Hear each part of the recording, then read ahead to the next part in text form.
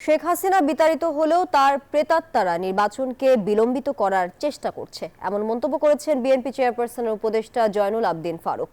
বুধবার সকালে রাজধানীতে এক আলোচনা সভায় এসব কথা বলেন তারা। আরো বলেন, বিএনপি নির্বাচন চায় ক্ষমতায় যাওয়ার জন্য নয়, মানুষের ভোটের অধিকার ফিরিয়ে দেওয়ার জন্য।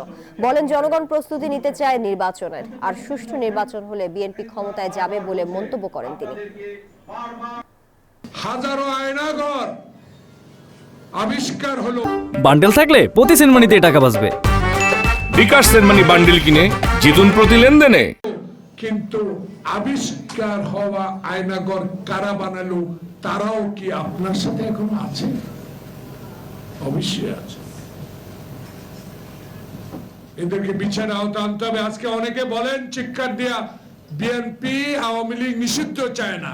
আরে বিএনপি তো জানুয়ারি মাসে 10 তারিখে আবেদন করে বলে দিয়েছে আইনের আওতায় এদেরকে নিষিদ্ধ করা উচিত।